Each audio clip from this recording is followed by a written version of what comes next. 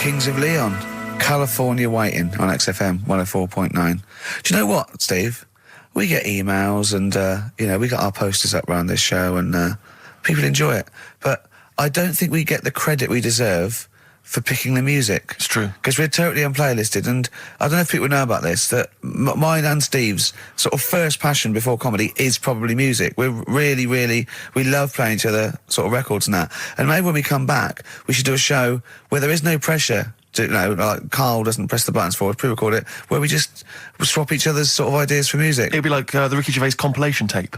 Well, sort of like, we're not talking John Peel, where we're trying to find obscure Belgian jungle and do demos. Everything from, Kings of Leon, Lou Reed, maybe a bit of 80s stuff that people have forgotten about. Beautiful songs. So what do you think? I'd love to do that, Rick. I mean, genuinely, there's nothing more exciting to me than introducing to someone a song which they then go on and they love and they listen. Maybe they buy the album. But that's something to think about, maybe, for later. Yeah. Well, it's like you say, the pressure to kind of come up with some, high caliber chat between each record. It takes a toll. But and that's it's a passion of ours, and we'd love to. But now it's Rockbusters. Bad Time from the Jayhawks on XFM 104.9. Steve Merchant, Ricky Gervais, Karl. We're having a good time. We are indeed. All right. Yeah. Karl, what you got lined up for us now? Right, well, you've got a choice. Nearly Dead? You can have a bit of educating. Yeah, let's have educating. Come on. Educating, Ricky. Can we just clarify what this is? I think a lot of new listeners perhaps aren't familiar with this. It's when Karl looks on the internet and finds a weird story about, the double knob fun, and tells me about it, and it's usually not true. Okay. If it is true, I know it already. Go on then, Karl. They're not really weird stuff, it's just stuff that's gone on. That's interested me, that's all it's about, and I educate about it. I should just confirm that we've had a number of emails that say the baby born without a knob and then having one transplanted from a baby that luckily enough had two knobs is apparently true. Right, listen. So, I don't question that you could be born with a deformity and get someone's, fingers, knobs, What I'm saying is, it didn't happen with the doctor goes, I'll leave with it. I don't believe it. That baby's got two knobs. Exactly. What a coincidence. I bet that little bit of information isn't in there, is it? Sure. That he went out the door, I'm going to get a coffee, came back, bloody hell, hold on, there's an extra knob, I found an extra knob. We can put that knob on there. Perfect.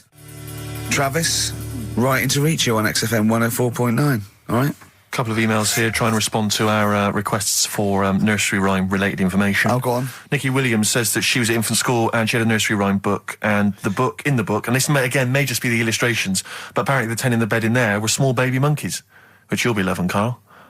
But again, I suspect that might just be the illustration that accompanied I remember I had a book of nursery rhymes when I was little, and my brother, he was older than me, and I was about 5, so he was about 16. And I remember him and his mate just absolutely cracking up because it said, up Jack got and home did trot as fast as he could caper. He went to bed and bandaged his knob, N-O-B, with vinegar and brown paper. I've since found out that knob is like the old English for head, but I didn't know why they were laughing. Of course. They were just cracking up. This was, whenever one of my mate's brothers came around, he said, where's your nursery rhyme book? And he'd read it to him. Yeah. And it was just the funniest thing in the world. The brown paper and vinegar was a popular method, because didn't Jack and Jill use that? They used something similar. No, that was Jack and Jill. That was Jack and Jill. Yeah, that's Jack when he broke his crown, which obviously, that means his head as well, doesn't it?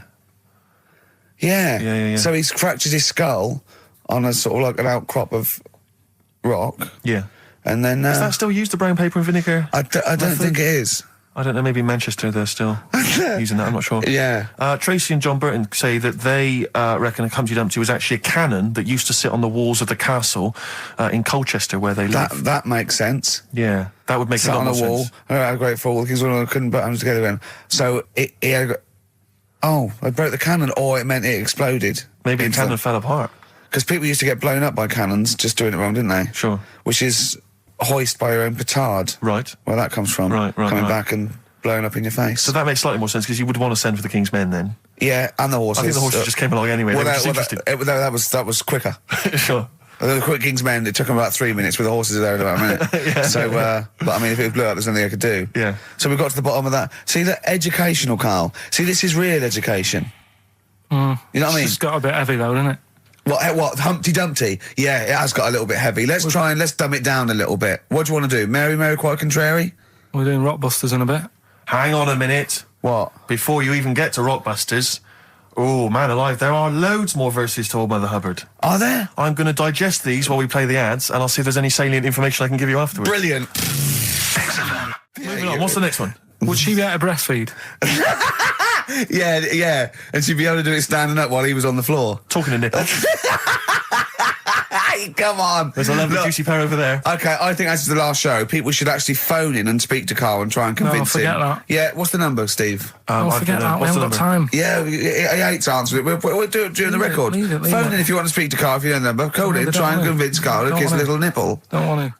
Rick, I should just point out that I feel... Don't answer back! Come on, I think Karl has offered nothing there. I think those educating Rickies were appalling. And the only thing that would redeem the show is if he kissed the nipples. Kiss a nipple. Phone in if you want to speak to Karl. If you know the number, call in and try and persuade Karl while this record is on.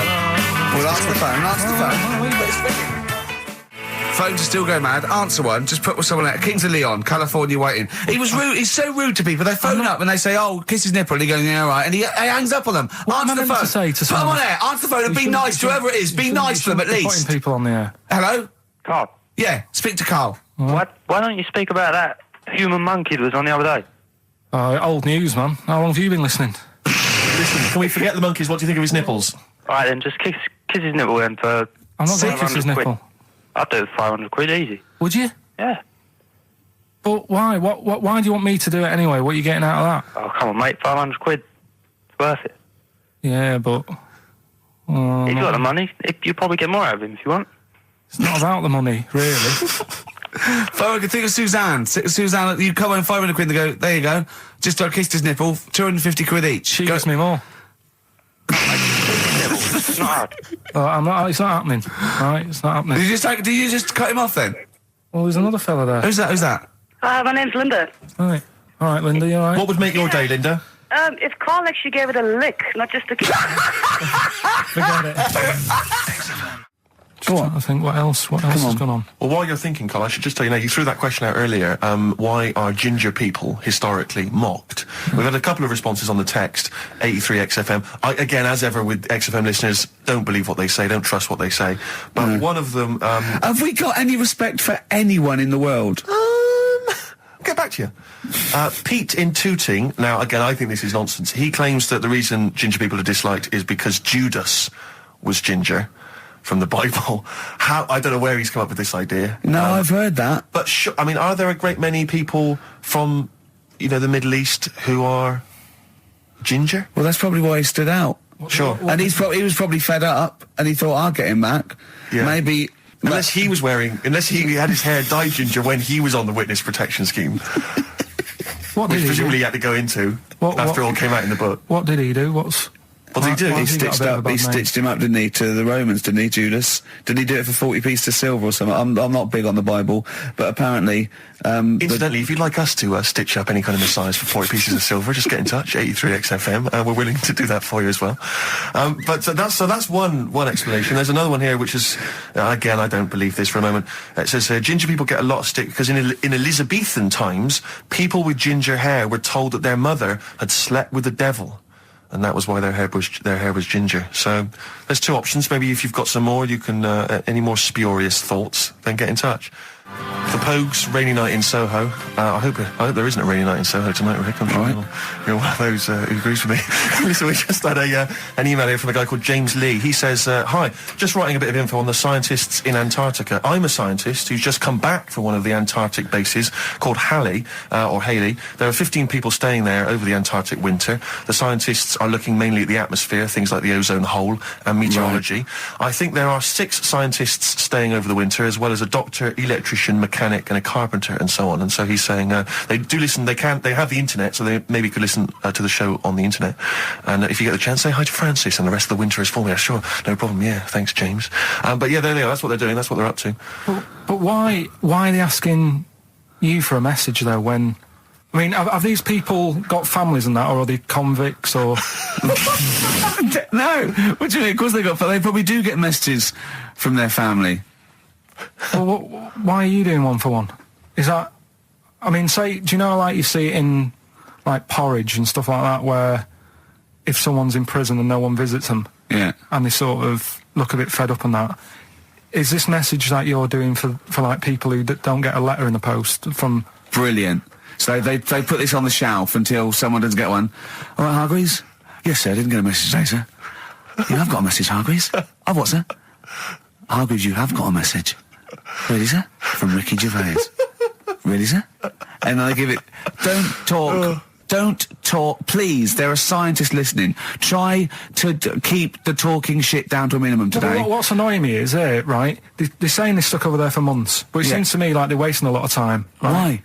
Well, you're saying they probably watch DVDs. They're saying they've got internet access. Yeah. Yeah?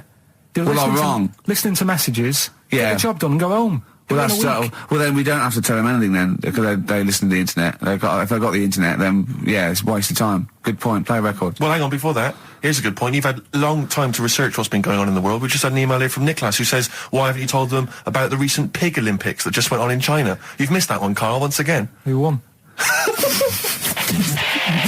XFM. Anthony and the Johnsons. Isn't that beautiful? Interesting. Hope there's someone on XFM 104.9. I'm Ricky Gervais, with me Steve Merchant and Karl Pilkington. Well, Karl, more revelation. We were talking about it last week, but Karl brought it up again just now. Didn't want to go to the doctors, didn't want to have a full sort of body checkup that may save his life, because he saw on the website they do a test where they have to insert a finger in his arse. Oh, don't tell me about it. Why? Don't put it on the website. Just we look at your heart. Yeah. We'll check your blood pressure out. Yeah. And then they could just do it quickly. Could just sort of say, right. How do they do it quickly? No, but what I'm saying is it's worse, isn't it? Going in there knowing that, I mean, they've got it on the website. So you're on the journey on the bus thinking, in about 20 minutes I'm going to have a finger up my arm. But they're doctors. Yeah, but just They're not doing it for a laugh. They're not filming it with a two-way screen. They're not putting on boxing gloves so it hurts more. They're up. Oh, it's prostate's all right. Out again. Out again. I'm just saying, in the day, the sort of... Do you think they're in the pub going, here he comes? It's Pilkington. I had my finger up his arse today. Do they allow ladies to do that? Do they allow female doctors to do it? Of course they do. They're doctors. No, that's worse. You're sounding like him. No, I'm just interested in, because, you know, do they allow female doctors to do the finger up the arse thing? Well, of course they do. They're doctors. Forget the female and male. They are doctors. Right, do you know any female doctors to do that? But what I mean is, isn't it a bit like if you're being searched at an airport, you know, and you're a woman, they send in a woman person to search you. They don't send in a bloke to do it. Is that the same thing? Yeah, they probably trust someone who's gone through 6 years medical college not to be taking the piss as opposed to a fat security guard who couldn't get anything else. Do you know what I mean? You're talking about, there's doctors all the time coming out in the papers, oh, they gave them this so they could look at their boobs or whatever, or, you know, it's all you're always hearing stuff about dodgy doctors. But what I'm saying is, the reason why they do that at security, because there's lots of security people, and they can, you know, for your own, you know, for the, you know, your own modesty, there's a female one to search females and a male one to search males, and that's fine. But there's not like 4 or 5 GPs to choose from, and you go in there and you go, is it your arse and testicles? Do you want a bloke or... you know, what about you what accept if they've it. got long fingernails? They don't have long fingers. What do you think this female GP looks like? She's sitting behind the desk like Cruella de Vil with cleavage and long red false nails going, hello love, bend over. This may hurt a little bit. There's gloves and Vaseline. I don't believe there's 2 of you now in the room. Karl, they're doctors. They have to, what would you rather do than put the hand down your throat and round your alimentary canal to feel your arse? It's a quicker way in. You seem to know a lot about these doctors who stick fingers up people's asses. You're a very well-informed gentleman about this sort of thing. Well, say if they did find something, Yeah. would you then have to get like a second opinion, so someone else's finger? Well, no. They test it to see if there's anything suspicious. That it's usually a swollen prostate, which can be anything. So they, you know, they catch it early, and that's it. They feel up there. But if you want a second opinion, then the same doctor will just stick a thumb up and have a feel around then. Yeah. So it always works in the same way. Yeah. Well, if there's a doctor who can, I don't know, put me at ease. I mean, surely there's another way around it. I don't believe that. I mean, what is this? 60 million people or something in the world, isn't they? 60 billion or something? Wow. 6 billion, something? Yes, you got it. Right. You hit it. Well done. That's good work. Right, so yeah, there's 6 billion, did I say? Yeah, what's 6 billion then? Loads, isn't it? Yeah, but So if you want a doctor to phone up to assure you that the finger at the bum thing's not painful and that it's necessary and Just that that it's it's not just someone necessary, trying to really. get Just that it's not an easy way round. All right, Do you what's know the what I phone mean? number here? It's changed, haven't they? oh, You're the producer! Hang on, here it is. 0871 222 1049, and I think you select option 1. It tells you anyway what to do. please, if you're a GP or you've, even if you've completed medical, I mean, we want a qualified doctor, really. Anything else is not good enough for Karl Pilkington. We'd love to. You can ask him all the other questions because Karl, as I said last week, he doesn't feel his own testicles because he doesn't like the feel. Yeah. So I'd like a doctor to explain to him how necessary that is. And this is truthful as well. I've got very slight pain around the genital area at the moment, and I think it might be some kind of groin strain, but I'm a little bit anxious, not entirely sure Yeah, what it is. you've been with me twice when I've gone along to get them checked. Yeah. And I go, oh, what's that? Yeah. It's terrible. I mean, but it's usually I think you're in a pretty low risk, aren't you? I'd hope so. You're coming out of the 20s. I think testicular sort of. I shouldn't be doing this. I'm not qualified. They told all they said was to me sort of like it's 20s and 50s. So we're in. Mine sort of felt like they dropped a bit the other week when I was on holiday. I don't know if that's like when you're relaxing or I was wearing shorts a lot. How far? If it's 2 foot, it's too far. I was having problems walking. What do you mean? Why? No, it was just a bit I had shorts on all day. I'm happy and walking about on the beach and what have you. And then at the night when I put some long trousers on, I was sort of walking like a ricket. They probably like stretch a little bit. Sometimes, I told you when I was about 18, I was scared. I went to the doctor. I felt a pain, right? And because I was doing biology, I thought I'd show off this doctor. I said, I've got a pain. I think it feels like it starts in the epididymis and goes up through the urethra either. And he went, finger up the arse. He said, your jeans are too tight. They're squashing your balls. So we want a doctor like that. So what's the phone number again? It's 0871 222 1049. A qualified What do you doctor. mean your balls dropped, though? We've got to come back to this. I don't know, they just felt like it's not too bad at the moment. I was alright on the way in, but it was I feel twinges all the time, but you never know whether it's just because they're in. but they felt like they weren't my own. Do you know what I mean? They sort of felt a bit like these are. There wasn't a bloke standing really close to you, was there? You didn't get them mixed up, did you, on the way back? On the flight back? Someone else has got them. Take a leaf out of nudist books. They just walk around. They've got nothing on it. About nudists. Why? Well, let's play this ad break and that. And Have you had another encounter? if we've got time, I'll tell you about it. Have you really? Oh. XFM. Right, we've got who's that on the line? It's Rob. Rob, are you a doctor? I'm a final year medical student. I'll be a doctor in 2 months, touch wood. That's close enough, isn't it? Yeah. Excellent. So, where do you study? Do you want to give more details, or do you want to remain anonymous as you're calling in to I study at Barts Hospital. All right, great. So, why do GPs sometimes put their finger up a man's anus? To see what's there. If you've got hemorrhoids, if you've got an enlarged prostate, it's either that or they stick up a big tube and have a look up with a light. What? And it's easier to do that. Now, are you dumbing this down for us, or are you going to fail your medical exams by saying stick up a big tube with a light? I'm dumbing it down. Okay, come on then. We're all intelligent people here, and Karl. So you tell us what's that called? It's called a sigmoidoscope. Right. Nice. That was a clever test, wasn't it, Rick? I think he's a real doctor. Yeah. 12-inch long tube that they can put up there. So, Karl, would you prefer that or a finger? Well, so do they sort of do the finger first, and then?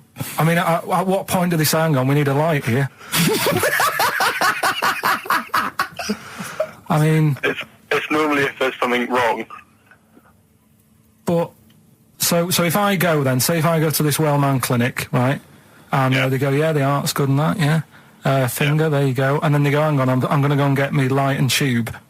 I could start worrying then because they've sort of found something.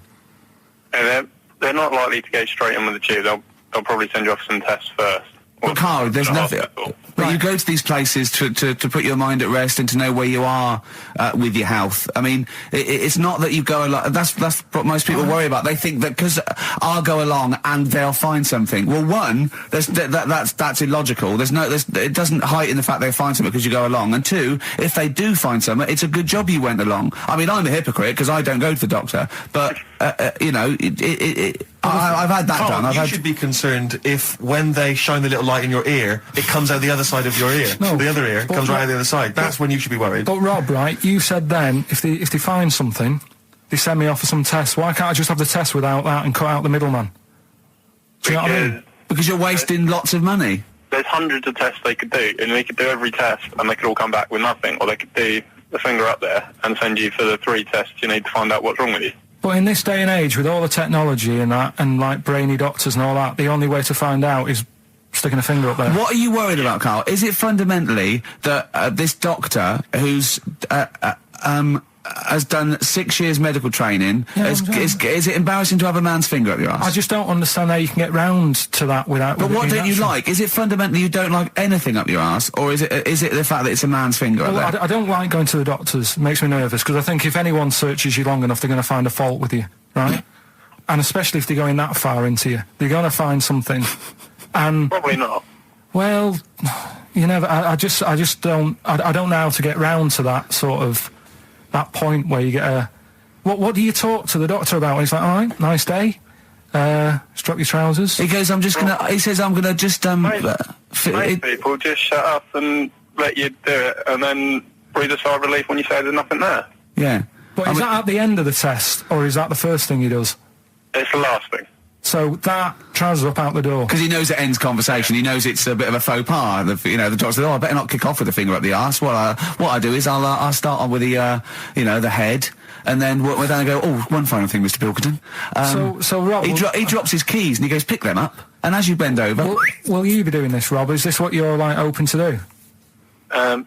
You do all these. I'll have to do it at some point. All doctors do it at some point, no matter what they specialise in. So the first one, is another doctor there to sort of make sure you're doing it right? not dentists. No, but do you know? Dentists aren't doctors anyway. But do you know what I mean? Like, normally it's like a co-pilot will have someone with them for the first one. So when you put your first finger in, Yeah. will someone be there going, right, you just want to move to the Well, left I've of it? already done it. Have you? Yeah. So that's the thing with a student, you're learning. So you get people teaching you. And you how to learn do on- these things. Can I just point out, Rob? I think I'm right in assuming that you have a glove on Yep. and there's lubrication Yep. and it doesesn't hurt. No.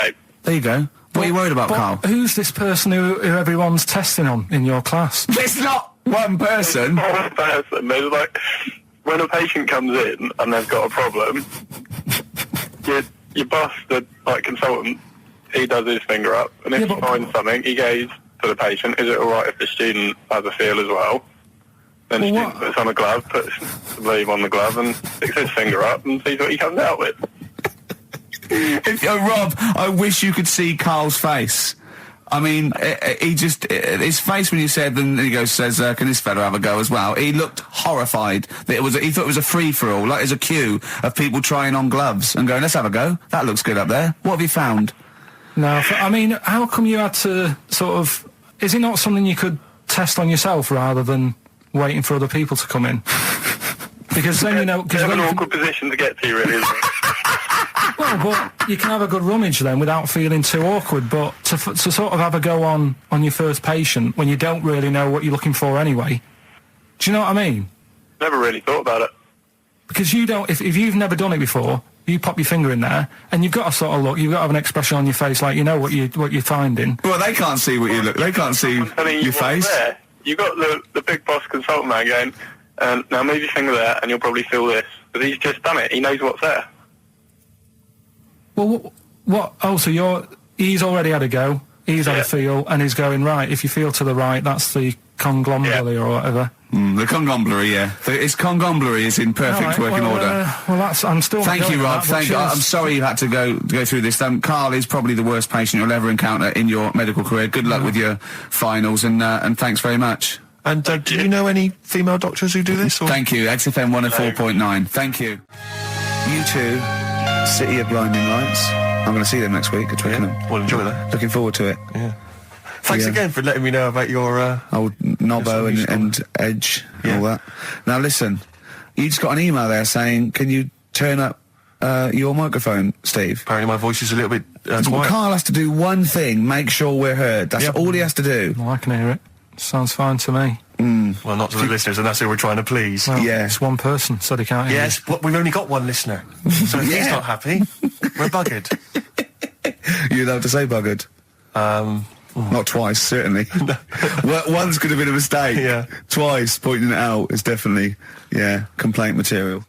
Neil Young from the album Zuma, and that's Pardon My Heart on Beautiful. XFM 104.9. Ricky Gervais, Steve Merchant, Karl Pilkington. We just had a text here that says, and I don't know what truth there is in this, as ever, but John says there is apparently a nude bike ride today in Hyde Park. Now, I can't believe that's the case, because I don't think it's allowed, is it? You can't ride around with your I don't veg, know. can you? I don't know. Why would you want to? Well, good point. On a bike? On a bike, I love the fact that that's what disgusts him. I want. Do you know what? If we did appeal for a nudist to call in, I'd want a very specific sort. I don't want. I want a German nudist, a middle-aged man called Helmut. Okay. If there is any, or the closest one to it. So I want a middle-aged man from Germany. If your name is Helmut, you're in.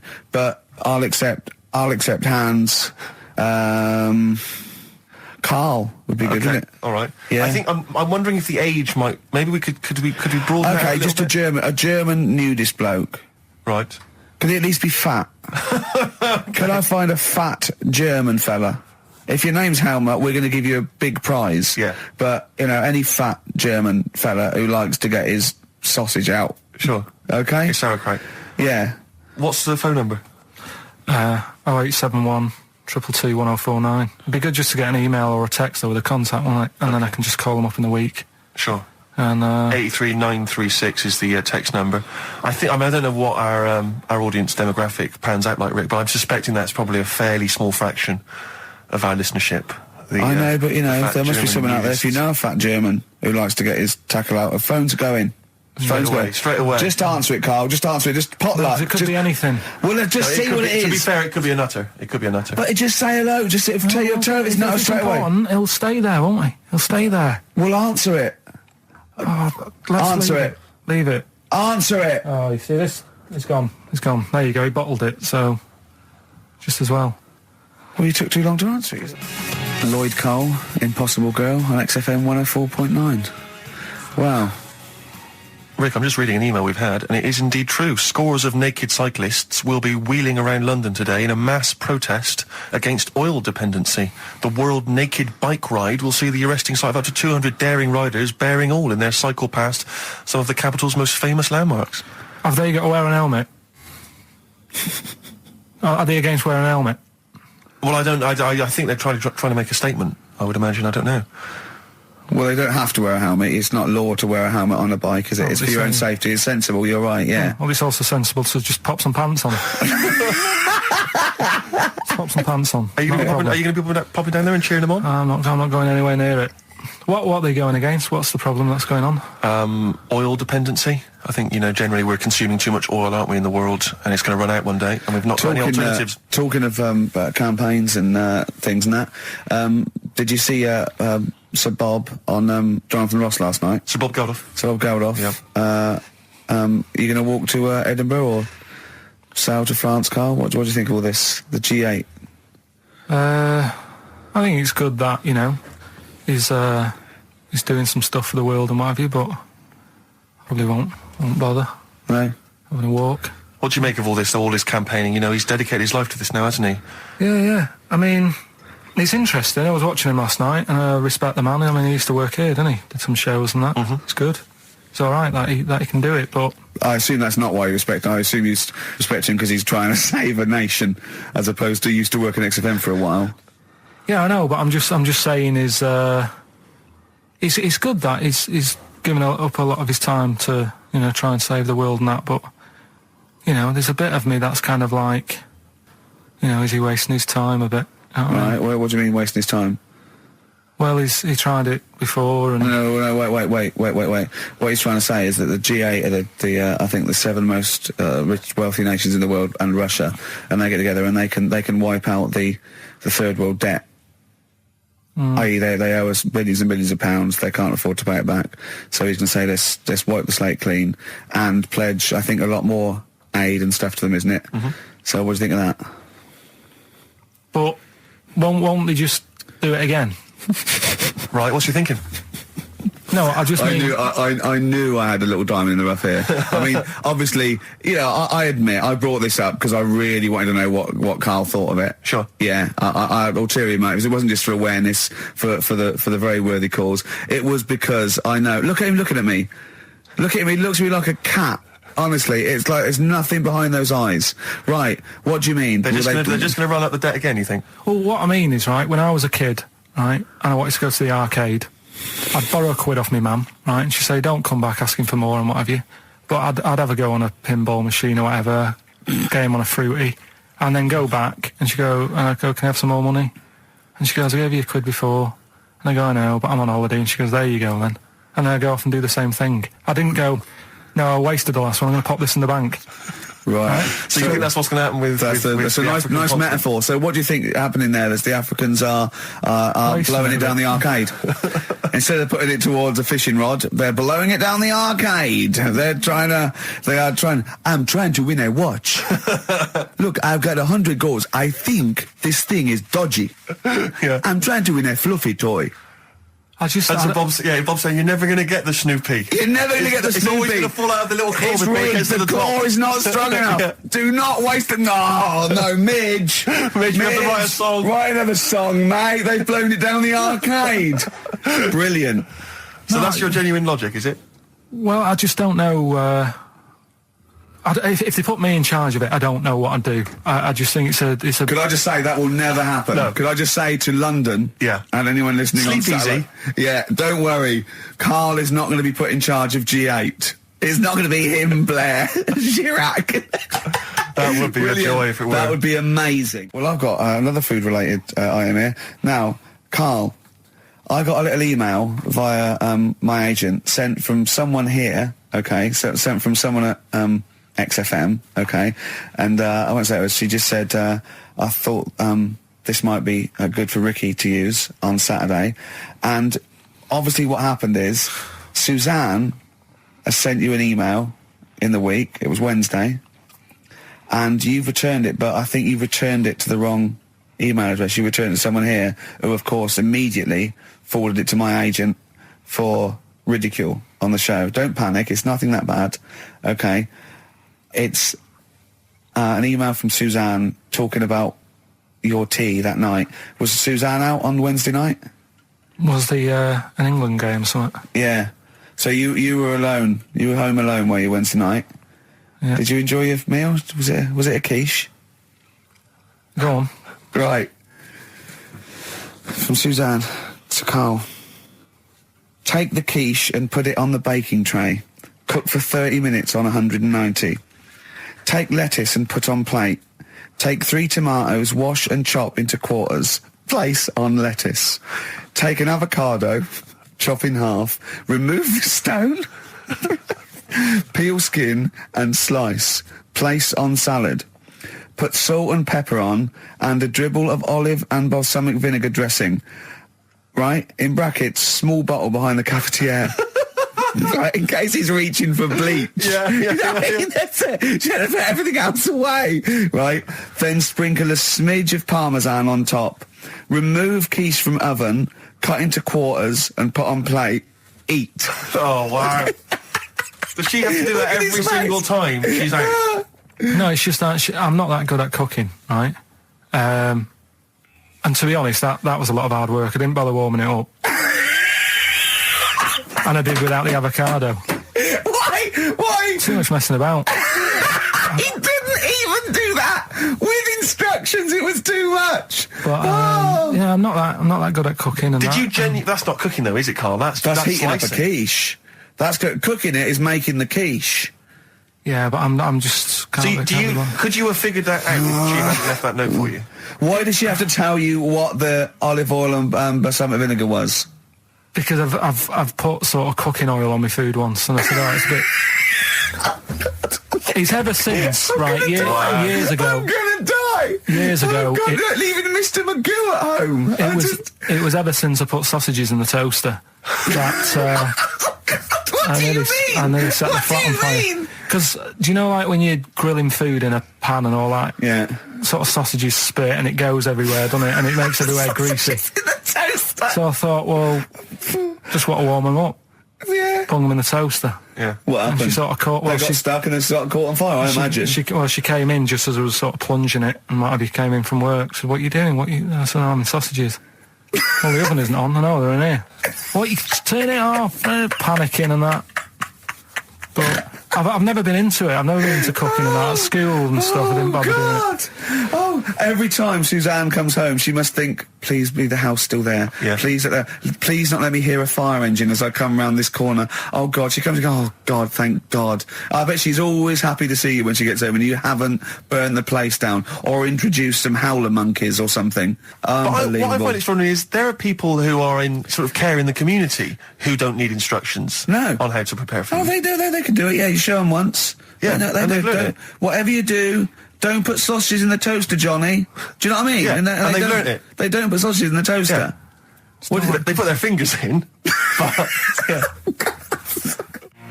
Landed Ben Folds on XFM 104.9. We've had an email, Rick, from Simon Whittaker. He says, he's throwing the question to Karl. Have you seen the video for that Ben Folds song where there's apparently a monkey working the sound desk and shifting the piano? So, yeah, you want to check that out. Talking of monkeys working the sound desk, we've also had a lot of emails directed at you. Yeah, a lot of emails directed at you, Karl, asking if you saw this programme that was on in the week. I think I didn't see it. I think it was called The Strangest Village in Britain. Yeah. Did he watch it? He called me 6 times during it. Of course Called me 6 times. Now, just explain briefly what this was, because I didn't see it. Well, it was a sort of an experiment. I think I can work out from the sort of 70s, and it was sort of run by, from what I can make out, mainly sort of German Christians. Right. And what it was people with various disabilities or mental illnesses, Down syndrome, autism, bewildered, and they were living normally in the community. And there was 300 people in the village. Half had some sort of problem, mental problem or disability, and the other half were sort of carers. And I mean, it was very, very strange. And where is this village? It's somewhere in this. It's up near Whitby, isn't it? Yorkshire, Right. yeah. Okay. But he called me. He called me at various points. We were watching that. It started off. He went, "Geez, if that's the beginning, what have they got coming up?" Then there was 2 fellas, and the phone rang, and it went, "What is going on?" And it was 2 blokes who had created their own language.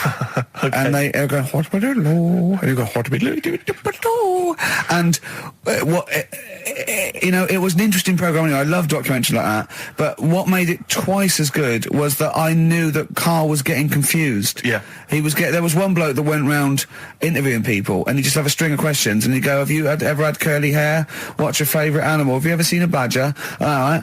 And Karl was getting stressed. It was stressing me out. Because he was trying to think of the answers quickly enough. Because he was sort of saying, do you like mosaics and that? And I was like, oh, do it. And the next question was coming in. It was like Mallet's mallet.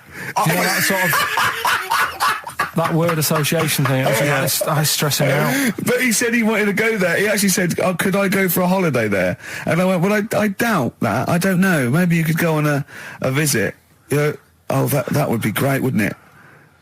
For Karl to walk in there. But the thing about it would be like Karl would be the ruler. He'd be the king. It would be that in the kingdom of the blind, the one-eyed man is king. I mean, he would just dominate. I don't know. There were some of them were quite clever. Really? Yeah, I don't think he'd. I think he'd probably be average. I don't think he'd.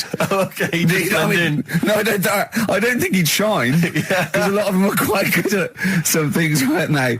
He didn't like the angry bloke who punched him. There was this really sort of sweet Down syndrome woman called Nan, and she hadn't hung her coat up, and this angry bloke was going, "If you don't hang your coat up, I will." And he punched her, didn't he? Yeah.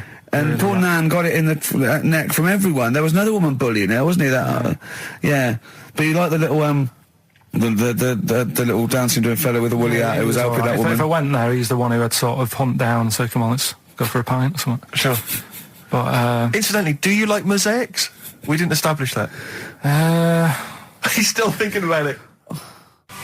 David Bowie, Watch That Man on XFM 104.9. Now, coming up, Steve, and listeners, so, I'm talking to them mainly. I'm not really, I'm talking to you and Carl, really. Yeah. But coming up, an old feature, Knob News. Oh, Knob News, the welcome return of Knob News. Yeah, and Monkey News is still there, isn't it? yeah. Just briefly, you don't think you really gave that competition justice, did you, not handing out the email? No, let's just quickly whiz through the questions again. Yeah. John's texted in, by the way. He says, I never get any of the Rockbusters clues. Is this a good or a bad thing? Definitely a good thing. Definitely a good thing. Definitely a good thing. Yeah. Yeah. Did you have to have that thing done where they say, what side do you wear your member? What side you dress? They don't say what side you wear your member. That would hardly be a euphemism, would it? So they say what side you dress, sir. It means what side your little poke, your little John Thomas leans, doesn't it, on rest, usually to the left, isn't it? Your little But left do you know, testicles. if I said to you now, what side do you wear it on? Do you know? It would be left. It would be the left. That's what I mean. If standing there, right, with nothing restricting it or holding it in or holding it up, right, it sort of leans. Your one ball is sort of like slightly back and lower, isn't it? And your little John Thomas rests there, so it's left. And the reason they ask it is so they don't put the tape measure up on the left and squash your willy or touch your willy. So it's nothing to do with like, well, you'll need a bit more room of sort of more material on that side, or... Well, no, I don't think they compensate. It's just when they put when they stick that up into your groin, they don't want to come in contact with your little... The thing is, I don't know what side I wear stuff on. I just sort of pull my pants up and wherever it wants to go that day. But maybe it's not big enough to sort of make any, real decision. But, like now, I'm sat here, right, with my jeans on. I don't know where I am.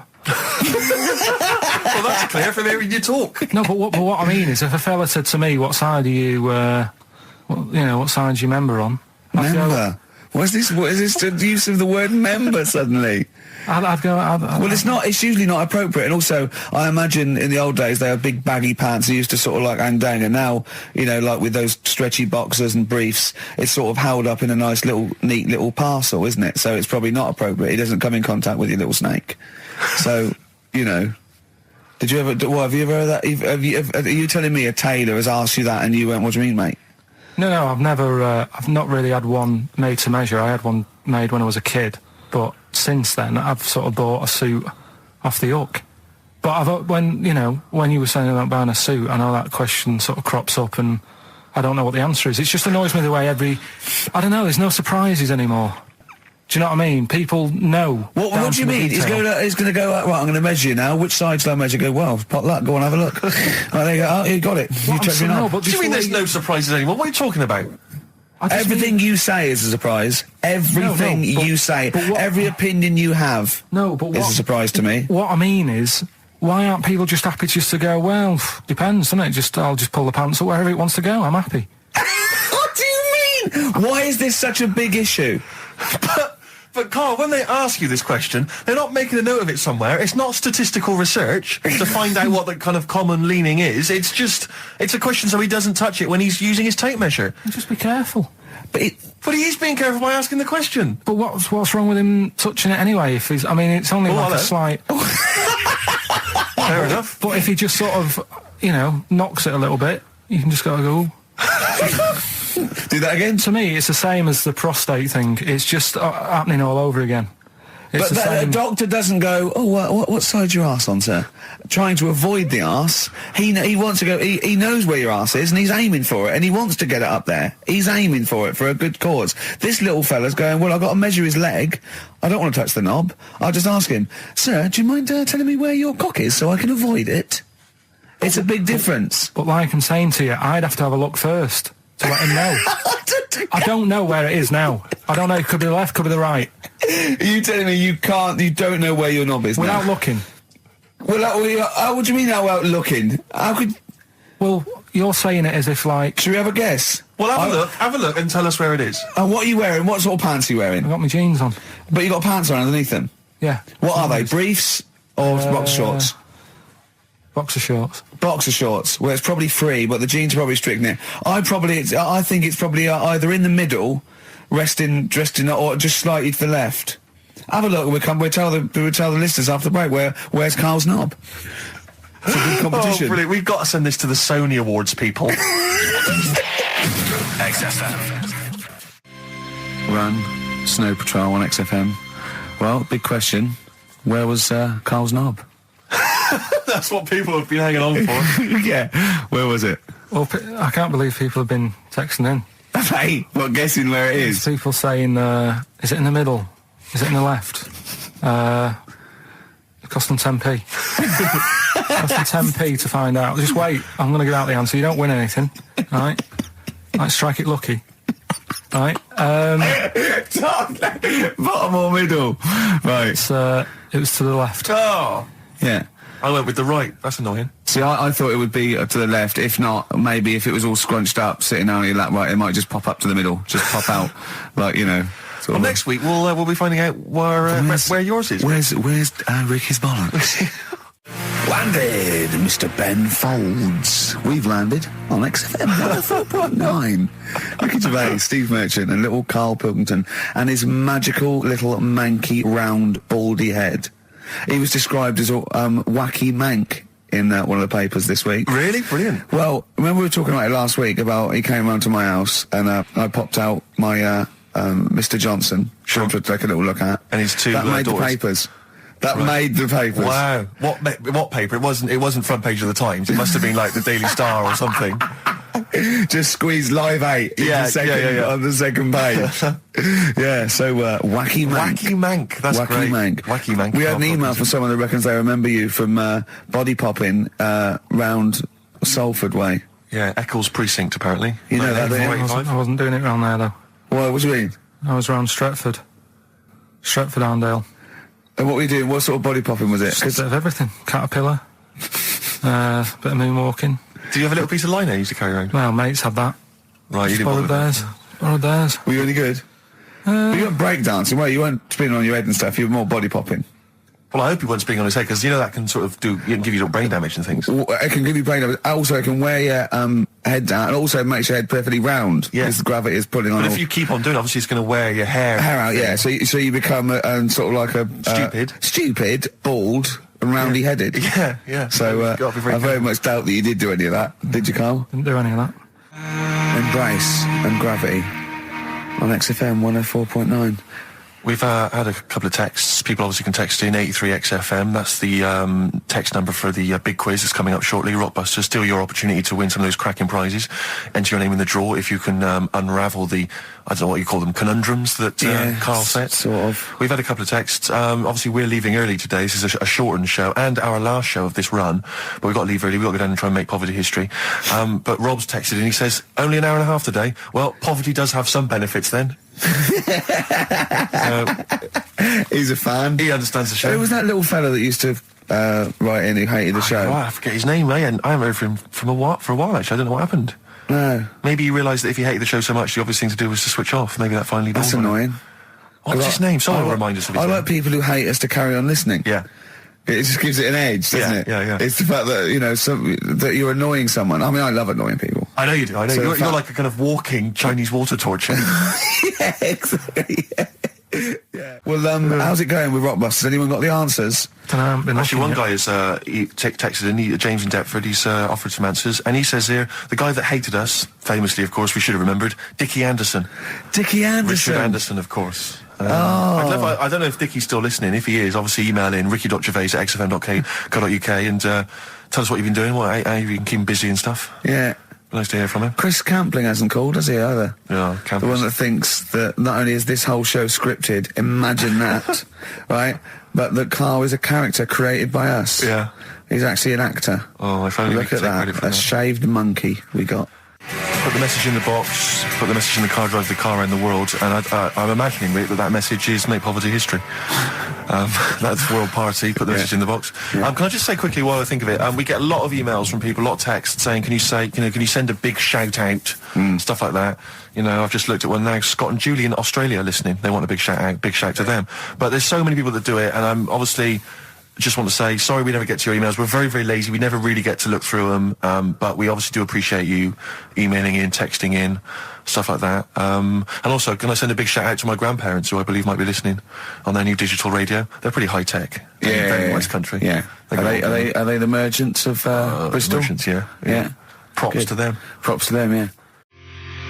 Okay, let's have a great show, everyone. Oh, yeah, good luck. Good luck. Good luck to you. Right, that was Jane's Addiction, Just Because, on XFM 104.9. Right, everybody up, let's give them a great show, yeah? 2 hours of, like, fun chat. Let's keep it, let's keep it cutting edge. Let's not be too, I mean, that's what the listeners of XFM would, oh, no, it isn't, is it? No, because, hold on, wait a minute, because we came in yesterday and did this little skit, didn't we, where we bleeped it out. We were a little scared. She was quite annoyed. It was quite controversial. Carl called me last night, and we're not allowed to play it out. Oh, we've been censored? Yeah.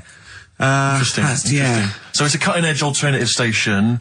Wants to push the boundaries. Wants to be thought of as rock and roll, a bit punk rock. Yeah, because I said something like the Radio Authority. I bleeped it out. What I called them. Yeah. But couldn't do it. Done it before. Censored. Couldn't do it. Censored. Carl agrees though. What's your thoughts, Carl? You agree with that? Yeah, I agree. Yeah.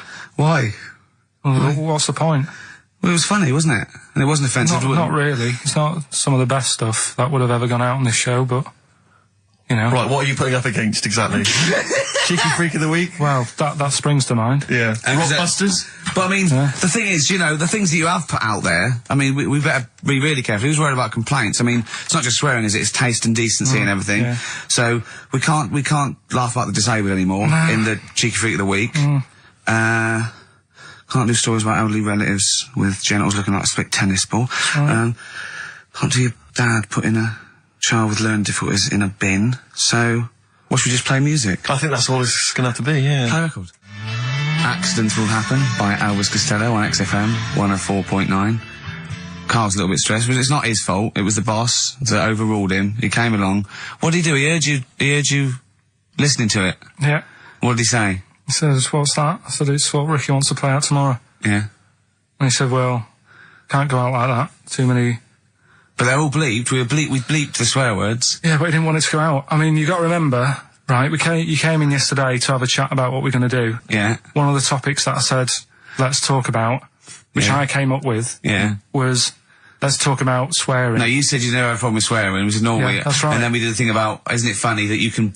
the thing about you can bleep a swear word by taking out the vowel. So we're going, so it's the vowel that's offensive, and we did a little sketch around that, and then ended, and he wanted to completely obliterate the word in the end, didn't want to put the thing in that we said about the Radio Authority, which I think it was valid and wouldn't have got a complaint. Yeah, but at the end of the day, he's the boss, and what he says goes, doesn't it? Sure. So, yeah, I was just going to say, right. But what you got to remember is what he also said is if you want to pay the 70 grand fine, then go ahead and do it, Steve. There wouldn't be a 70 grand fine, there, would there? Well, you don't know what it'd be. But will you pay it? Will you pay for my mortgage? Will you pay for his mortgage? Will you feed his kids? He wouldn't be fired. What do you mean? Well, I tell you what, if it's not a fine, we'd lose the licence, then we'd all be fired. Right. When you're sat at home. Do you seriously think you'd lose the licence for that sketch? Does he really seriously think you'd lose the licence for it?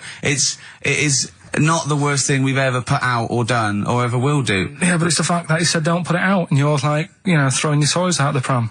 I want to say it. How old are you? But you still want to put swearing out. It's a discussion about the Radio Authority and the way people are interested. Yeah, but leave it. Let's Don't move get on. Annoyed. Yeah, but I'm annoyed because you've been at it since about 12:30. I know. Well, I like to get in early to plan the show. Yeah, but there's been no planning. So, to be honest, I'd turn off today, anyone listening, because there's nothing. Carl, there's never anything. There is. There's sometimes some good things, but today, seriously, I'd leave it. Something half decent that's been on this show. Loads of little interesting topics. Go on, I can't remember any. Right, gays in toilets. Yeah. Not particularly interesting. Fascinating to you, perhaps. Right, well, I'd prefer to hear that than just a load of swear words. Well, we wouldn't have heard these swear words. We'd have heard some bleeping. Right then, so that's entertaining, isn't it? Load of bleeps. It's just because you don't want to stand up to your boss or say anything. Don't get annoyed with us. I'd stand up to her if I agree with what I'm arguing about, but I'm not falling out with him over some crappy thing you want to play out. Don't say crappy. Well, it doesn't matter, because I'm not here next week, I tell you that. I've canned this in. Don't say so crappy. if Andrew is listening, don't someone else say can be here next crappy. week. Play a record. We apologise for the word crap. That's out of order, we should be. Big Sir, the Thrills on XFM 104.9. Starting off another nice atmosphere again in the studio. Don't blame me, it's not my fault. No, I know. Well, it's your fault, mainly. Yeah. You are bad. You are quite bad. Come on, don't. Come on, you are. Don't try and win him round just because he scared you. I don't know who's that against. Is it me or him? It's you, I don't yeah. know. No. It's you. Right. Well, I'm not a coward. No. I'm not a coward. Okay, I'm but- just thinking of the listeners, Rick, and I just want them to be entertained. Yeah. Luckily, that's not a big problem for us. What you mean? We're effortlessly entertaining, or there's no listeners? Well, yeah, somewhere in between. Yeah. Carl, what's happened to you this week, mate? That's happened. Come on. What? Nothing's happened? Come on. I came in, and he had an hour lunch break. You know, he's sort of like he never gets a break. I came in one day. He was out for an hour, and I had a little chat with Andrew Phillips about, you know, where we were going with the show, and, you know. Where are we going with it? You come up with anything? Ah, dear.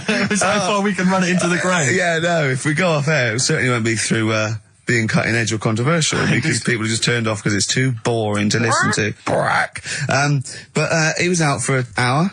Having a lunch break for an hour, and I know, always saying yeah. he's too busy. I know, yeah. It's interesting. Actually, on the subject of that, I noticed Dan here has emailed in. He says, I was listening to last week's show, and I think Carl has taken his job for granted.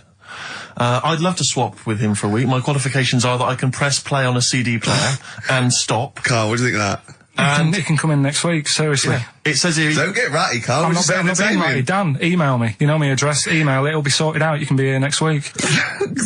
Dan suggested we could call it Carl Idol, where people audition each week, or perhaps Bone Idol. I like that. Bone Idol. Brilliant. Have we got a monkey news, Carl? Don't know if I can be bothered. Play a record. Pretenders. Good. Oh, dear. On XFM 104.9. That's professionalism, isn't it? Yeah, that is unbelievable. Ricky, I don't know if I can describe it really, the scene. You were going mental, you were shouting, you were really being quite an unpleasant character. But Well, it's wait, just- the mic's come on, Rick, and you're Funny, you're a innit? charmer. Funny how people get annoyed. Carl At certain said different that we don't have to be here next week if Andrew gets annoyed. I went, this is entertainment. He pays us to entertain. We haven't done anything against the law yet, have we? Or offensive, or against the radio authority. Carl said crap, but I think we'll get away with that. Yeah. So what is there to worry about? Exactly. Right, let's just draw a line under the beginning. Yeah, of the let's show, start guys. again. Seriously. Come on. Can we just Come hug on. and make up? Can we just have a big kiss? Yeah, come on. No, don't do that. Just, Carl, what have we got? What's on the list? We've done swearing. That's sorted out.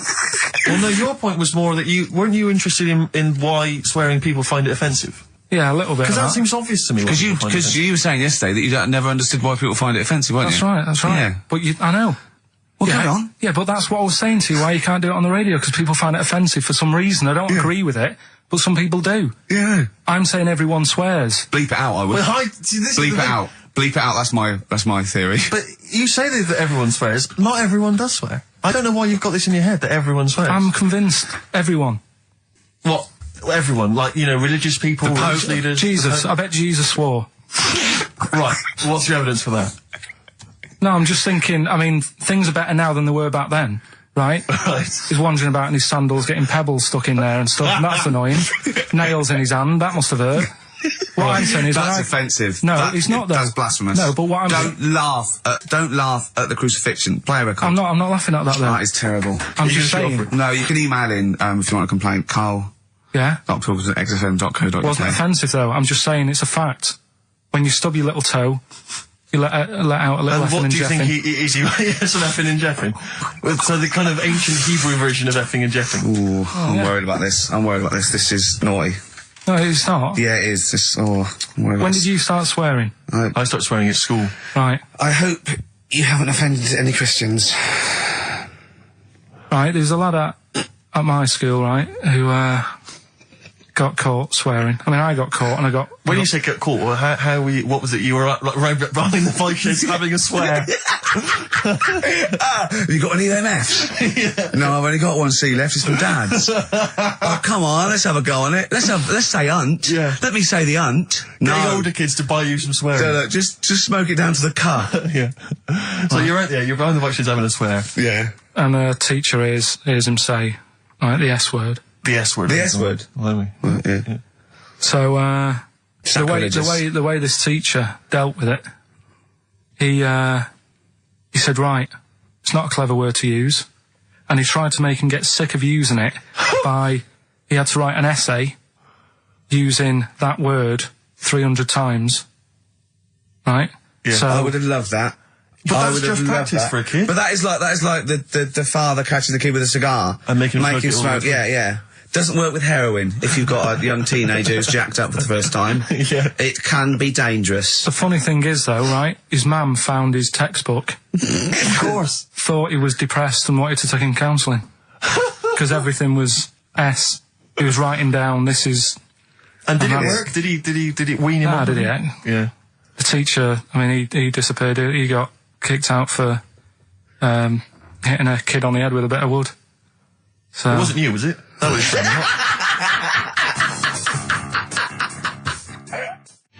Longview, further. That's great, that. a good tune. Can On I just give a XFM. big shout out, Rick? Go on. To John Kay. He's listening online in Los Angeles, City of Angels. Brilliant. It's his first time listening to the show. Who knows what he's making of it? I wonder if we should explain what Carl is to him. He's up early. Well, he's got up apparently to record it, and then he's gone back to bed. Oh, right. So we'll he's be listening to it listening to any this time. So, oh, yeah. Exactly. Carl, Can you explain what he is? well, he's a little bit of a grumpy, spoiled, lazy prat at the moment. Oh, that's but usually he's quite a funny, nice, sort of genuine guy who's in awe of the world if it's furry and doesn't really care if it isn't. Anyway, we're all one big happy family. You all Come right? on, Carl, attitude up. Happy, happy. If we're happy, the listener is happy. We were talking about schools, swearing, kids at school. I just remember at school, loads of my friends now are becoming teachers. Yeah. And I can't imagine what it must be like in an environment with kids. Because when we were at school, I mean, not particularly me, but lots of people in the class, and you'd all end up doing it, would just treat teachers like they weren't humans, like they were just creatures from another planet that were there to be tormented. Because, yeah, it's a game, isn't it, to see how far you can wind someone up to distraction. But and most people grow out of that. But is it because, not everyone, but especially if they've got a bit of cash in their pocket now, and a little bit of success, they tend to think that gives them license to treat people badly. It's terrible. But I remember there was a guy, this is such a terrible story, there was a teacher, he came in, and he was teaching us, and one kid, one of the hard nuts, he'd found out that this guy, he lived on his own, and he had a cat, and the cat got run over. And so we got in early, like everyone was in early, and before the teacher came in, and this kid drew a picture of a cat being run over by a car, in chalk, on the blackboard, a huge picture of it. And the teacher just came in, saw it, burst into tears, and ran out. And the thing is, that was like the beginning of term, so he could never get us back after that. There was never going to be any respect for him. It was just... I know, yeah. It's just like, I just remember now thinking about it, just thinking, I mean, at the time I remember thinking it was bad, but now it's just heartbreaking, it's devastating. I know. It's just They just forget, they let their guard down a little bit. Did you ever do the get one them where you onto just humming? Yeah. And he'd tell us to stop it, and then everyone would just... We used to, there was one teacher, me and my mate used to go up to and just when we saw the other one, just sort of sniff him slightly, and then sort of like, so he goes, what? I go, nothing. And he'd walk away sniffing his armpit. But those kind of mind games, it's like... I know. Once, right, I was talking about this in the week actually, we had this, teacher, and he must have been sort of 60 then, right? And we're all about sort of like 12. We had to do French, you had to put your thing on the booth, and it was I've told you something, le chat est and all that, right? And What does that mean? répété, cats on the wall, right? He'd repeat it in French, and of course everyone was going F, C, just for fun. And he heard this, and he listened back to all of them, and he realised it goes, and he went mental. He went, I don't believe this! Do you know how much these cost? He was going mad, and he was going red and bursting, like Carl was earlier, and it was like, I can't stand this anymore. Anyway, he picked up an exercise book, he said, look at this exercise book! Look! And, I won't say the kid's name, he went, so-and-so, look, oh look, he's put, and I'll change his name, Smithers. He went, oh look, he's put Smithers in his shit. Oh, he goes, he's got Clever on this side. He's put Smithers in the London shit. That's good, right? And he went berserk. He went, oh look, he's drawn a picture of a penis with wings, and he's written underneath Dicky Bird. He went, is that clever? He went, do you want me to put a piece of paper up so you can come and write swear words and draw ladies' genitals all day? And I went, like that laughed. He went, I'm glad you think it's funny, Mr. Gervais. And he stormed out. Oh, God. Yeah. And did he ever come back? No, but we put the bit of paper up for him and said, look what we've done, you sir. That's a fanny. Yeah. There's some knobs. Yeah. Was it biology? No, it was French. Oh, French, of course. Yeah. Oh, that's right. I just remember things like games like, there was some cupboards at the back of I think the maths class, and one kid just got in the cupboard before the teacher came, and then sat in there for 45 minutes, and just towards the end of the thing just came out. Brilliant. Just came out and just went, oh, and sat down. And just things like that, which just kind of, it's not, I don't know what it is, I don't know what, it's just an utter lack of respect. I played a trick like that once in my first year at college. This is pathetic, right? We're on a hall of residence, right?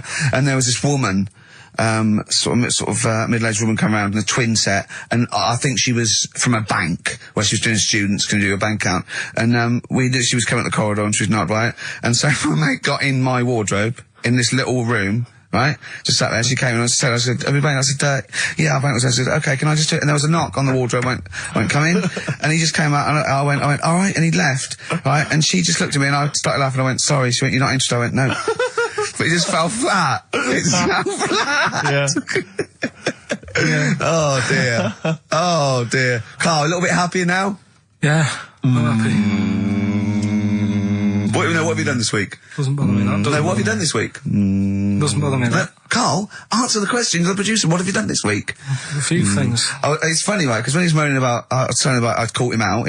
He says he doesn't get a lunch break. He had over an hour, and then he went. I think he went quite early that night to get a hob that hadn't been delivered or something. So, and I said to, was it James Hyman? Was it? Wasn't he? Yeah, that's right. And I said, James, he's always complaining about working. Does he work hard? And he went, well, he doesn't work as hard as he used to. Play a record, Carl, will you? Interesting. I want to really hit the start button now. I might do it in a bit lazy. I'm not saying you're lazy. I'm saying, like, maybe some people don't think you work as hard as you do. That's the way of the world. I'm not saying you don't work hard. Just reporting speech, really, on James Hyman. Calling him a liar. Play a record. Can't be bothered. Play a record, Carl. I reckon we could do this all the way through, Billy Bragg. Play a record. No, let's not ruin it. It's not Billy Bragg's fault. No, It's not the that. back No. He's written some good tunes, old Billy Bragg. Yes. That's one of them. Yeah. Waiting for the great leap forward. What station are we on? XFM 104.9. Yeah, with Karl Pilkington. Carl, what do you think of it so far? What? Of what? This You today? weren't up for it, and now it's turned out great, and are you a little bit happier? Yeah. Yeah? Yeah, it's good, yeah. Good. Just talking earlier about teachers, weren't they? Have you got any amusing anecdotes about teachers or anything around that subject? I didn't go to school that much. Go on. When I did, it was, I was telling Suzanne about it the other day how she goes out with me now and she thinks I'm great. She's lucky what she's got. No, she's done well. Yeah. Right? But I was the sort of kid who she would have hated at school because I never had, like, a pen. Oh, yeah, I know what the sort you are. Never a pencil case or any stuff. I'd start off the term, I would, and have, like, a brand new carrier bag with my stuff in. Brand new carrier bag, classy. And, well, you got to have somewhere to put the stuff you've nicked from Woolworths in, haven't you? right, so that'd be there. But then by the time, like, a couple of weeks down, I'd put my pen down, I would have lost it, and then I'm sort of going around saying, can I borrow a pen? You didn't try sticking it up your nose, it's not still lodged up there. It's not, no. But the funny thing with, like, you were talking about teachers and stuff. Were you disruptive? Were you a disruptive kid? Were you Not the sort of really. causing trouble? No, not really. I was No, one he of wouldn't them. cause trouble. He's terrified of the boss here, isn't he? No, it's not that. It's just that, what's the point in winding people up? I find it quite annoying if people do that. So I don't wish it up on anyone else. Why'd you wind Steve up then? I don't sometime? wind him up. You I do. don't wind You him have up. I done, don't. but no, come on, let's not argue. We're getting on well then. Come on, Carl. And, like, the teachers, because I'd lived on this estate, right, loads of stuff used to get nicked and go missing and what have you. Blackboards, And desks. their way, like the telly and the headmaster. video Oh, really? and stuff like that, and the projector thing and all that. So the way they used to try and find it, right, my little conspiracy, because I'm good at them. Yeah. What they used to do is set your own work and say, right, draw like a bird's eye view of your house.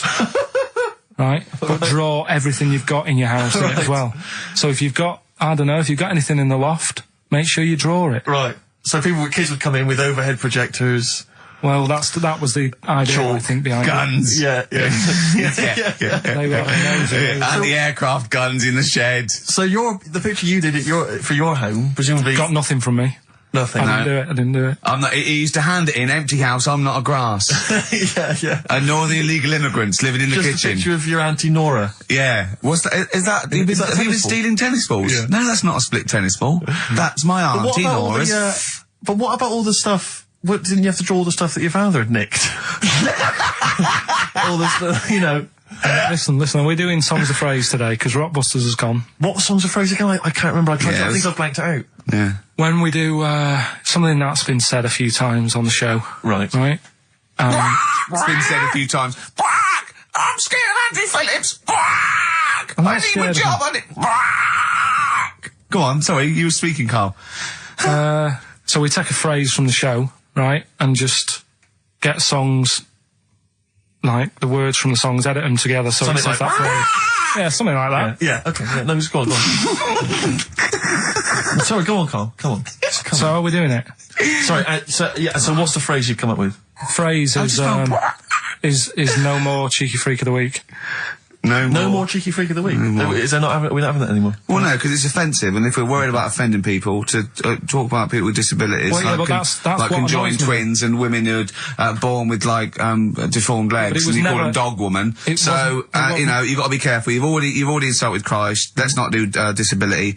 Let's do songs of phrase, shall Cheeky we? freak of the week was never out to offend anyone. No, It was to make you Nor realise swear, how we don't lucky. try and offend people. We try and entertain them. Right, do you know the funny thing is? Right? You're saying about, being cruel about people and stuff. It goes on all the time.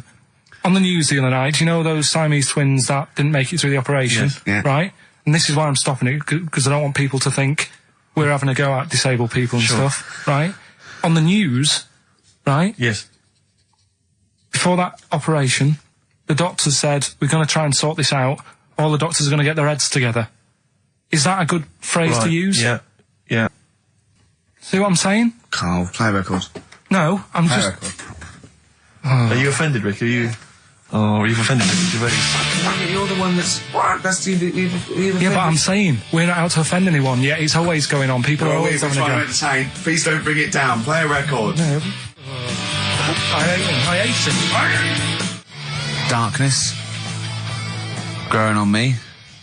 You love the darkness, don't you? Yeah. I was lucky enough to see them. They were doing a I little like their album as HMV well. thing. Is it People good? told me it's a bit too jokey or Yeah. a bit too tongue-in-cheek, but it isn't really. If you don't know that, it sounds great. It just sounds like sort of retro 70s rock. It's great. I think it's brilliant. It's nice to have rock back. I think you'll agree. But big time. Yeah. Yeah. High five, man. High five. Yeah. Sweet. Sweet, mate, sweet. Songs of Phrase. It's the mighty return of Songs of Phrase. No one has requested that. It's not due to public appearance. A lot of people have requested some swearing. They have indeed. But We had a lot of emails for that. But go on, Carl. And remind us again what exactly Songs of Phrase is and why we should care. It's just a phrase that we take from the show, make up by taking words out of a song, edited it together, right? The phrase that we're doing is no more cheeky freak of the week. No more cheeky It freak. sounds like this. Right, so... No, that's nigh on impossible. Play again. You got Play to again. I email didn't hear in. that. You got to email in with all the songs that you can hear there, right? I think there's 5 songs. And we in just want total. the names of the songs? Yeah, that'll do. Okay. All right. So we just hear it again? All right. Yeah, It is good. It's probably one of the best you've done. It's very tricky, though. that's not too tricky. Play it again.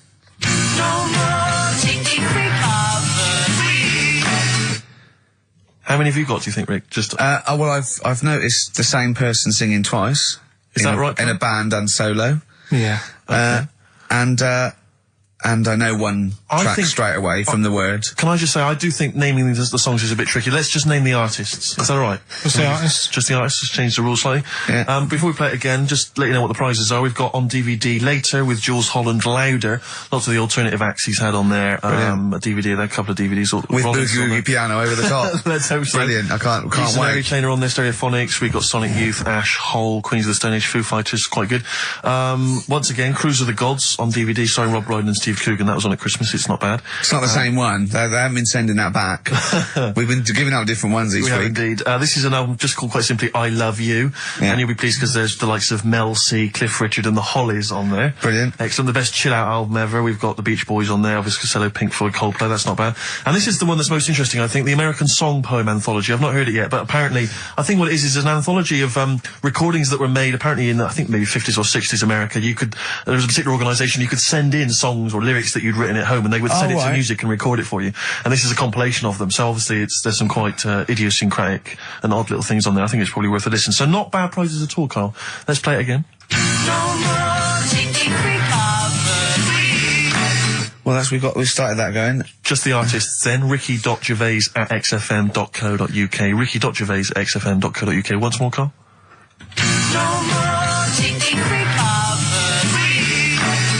See, it's great. Yeah, not bad at all. A little bit of Elbow.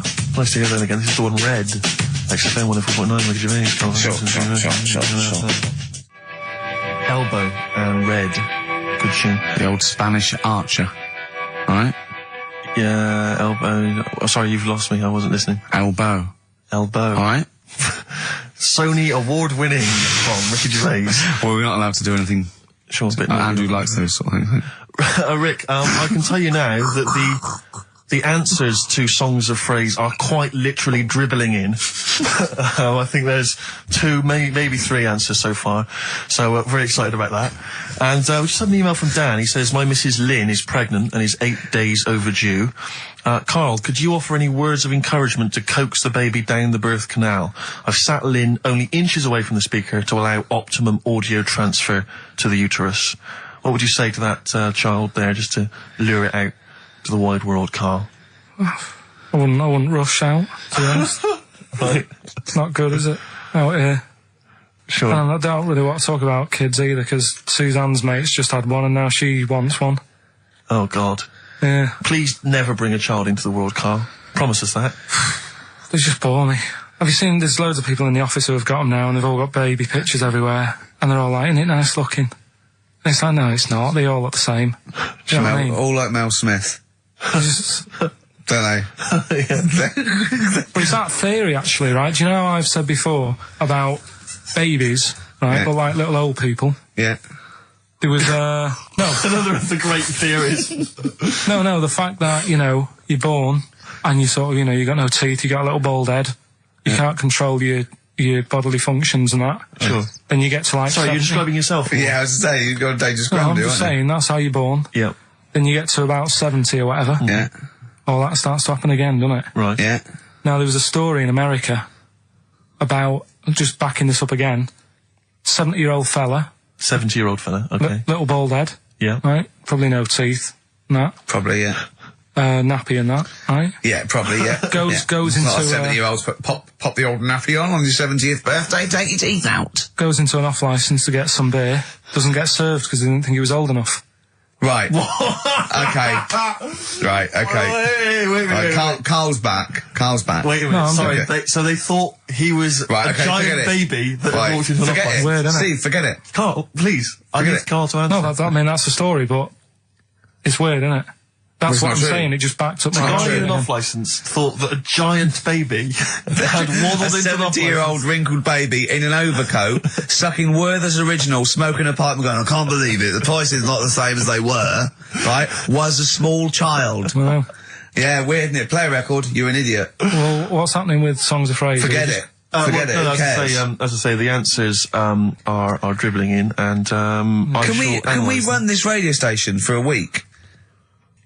Yeah, but the thing is, if we genuinely wanted to do a good job at that, we'd have to fire ourselves straight away. No, do you know what I mean, though? Just sort out the playlist, let DJs, you know what I mean? Sort out what can be said and what can't. Just for 1 week.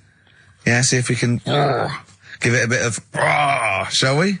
Well, what would you do? I don't know, does the phrase pissing in the wind mean anything to you? Well, I know, yeah. Well, are we going to even meet this week? Because it's, we've wasted time pre-recording stuff that we can't put out. I don't know if it's He's worth... still on that. He is still on it. I mean, to be honest, I've let it go, but he's still on it. What else is on the list? What list? On the list, I said to you yesterday, let's sit down and have a chat. I Yeah. thought I threw What's that away. I thought it was just a piece of crap. You can't say crap. You're saying... You should have bleeped that. I know, why don't you believe that? Why don't we pre-record the whole show, then we only have to come in once? What do you think of that? Carl. Whatever. Carl. Steve, what are you doing with I Song seriously think Friday? if we put out last week's show, would anyone notice? Carl. Play a record. He's driving me mad now, Carl. Carl. Seriously, he's driving me mad. Carl. Press the button. Please. Carl. I'm sick of it. Carl.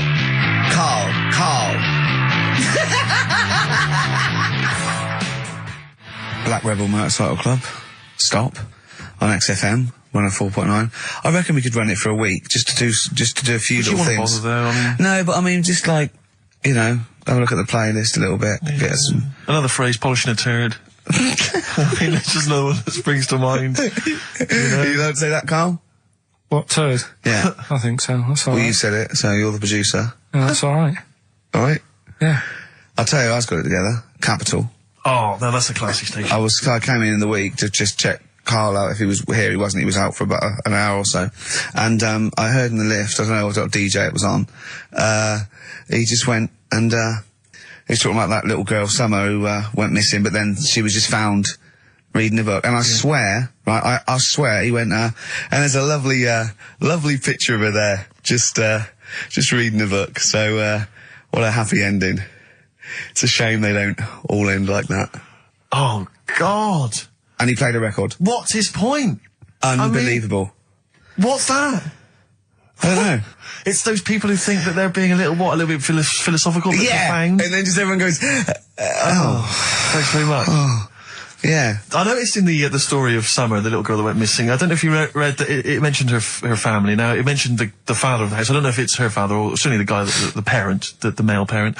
And it was something like, I think I don't want to, libel him, but it was something like Paul, 24, and he's a graphic designer, recently changed his name to Dragon.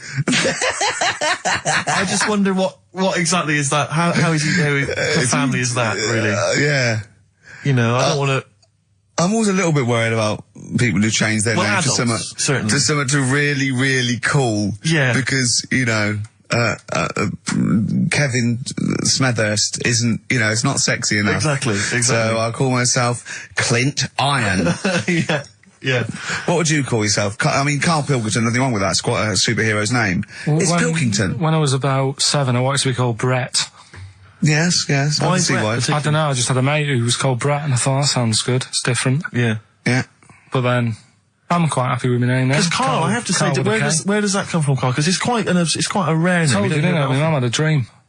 I forget this. What? Your mother had a dream? She wasn't well. She had pneumonia or something, right? Dear. And, she had this dream while she was pregnant.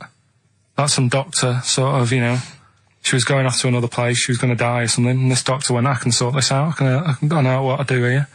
And she remembers on his name badge, it said Carl.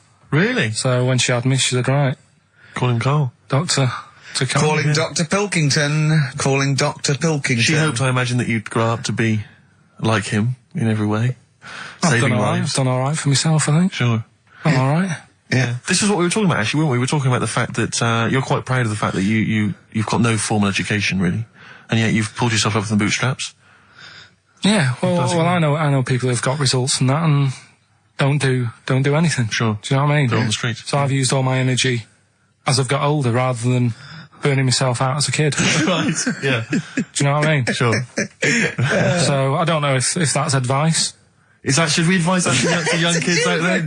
Don't take exams, don't work at school, just, move away from Manchester and get a job on XFM. They'll employ anyone. Yeah, you get an hour's lunch break, you're away by 5:45.